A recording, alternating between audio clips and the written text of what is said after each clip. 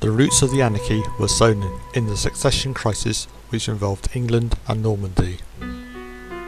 Normandy in the northwest of France was controlled by many dukes and counts who were constantly in battle against one another in order to grow their own territories. One of these dukes, William II of Normandy, invaded Anglo-Saxon England in 1066. William II of Normandy was crowned King William of England on the 25th of September 1066. Following his coronation, King William would further advance into northern England and South Wales. After his death in September 1087, his lands would become the subject of a conflict between his children.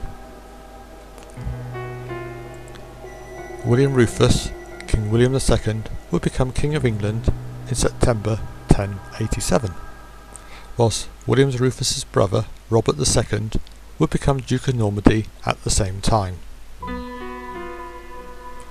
After the death of William Rufus in August 1100, the crown of England would be taken by his younger brother, King Henry I. Henry I would then invade Normandy, capturing the duchy from his brother Robert II at the Battle of Chinch-Bray on the 28th of September 1106. Henry II then declared that his only legitimate son, William Adelin, would be his successor and inherit all his lands upon his death. The succession and the political landscape would face seismic change when, in 1120, William Adelin would be one of 300 passengers who would die when the White Ship would sink on its journey back to England from Blois in Normandy.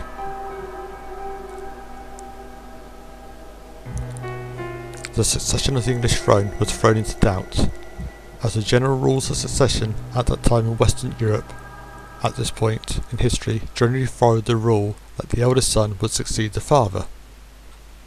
The succession was very delicate, as over the past 60 years, Anglo-Norman succession had been known to be very unstable, where there had been no peaceful, uncontested successions.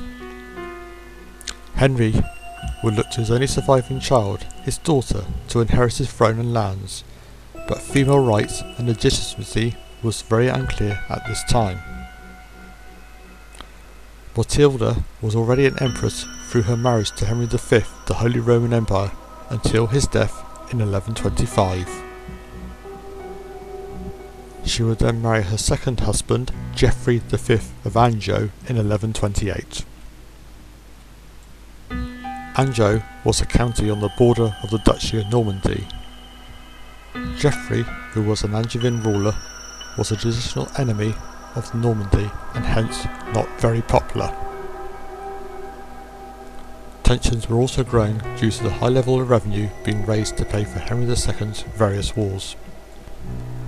Henry II would demand that his court took oaths, first in 1127 and then subsequently in 1128 and 1131, to recognise Matilda and her own children as the rightful successor to his throne.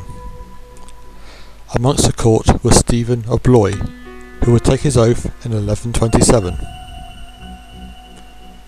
Matilda and Geoffrey suspected a true lack of support to their claim to the throne, and suggested to Henry II that they would take control of the royal castles in Normandy whilst he was still alive.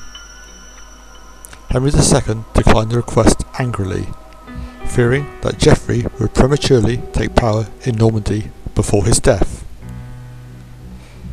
During a rebellion in southern Normandy, Geoffrey and Matilda would intervene with force at the request of the rebels.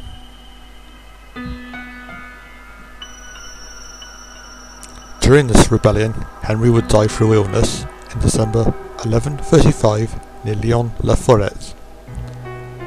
After his death, the English throne was taken by Stephen of Blois, son of Stephen Henry of Blois, who was a powerful count in northern France and the daughter of William the Conqueror, Adela.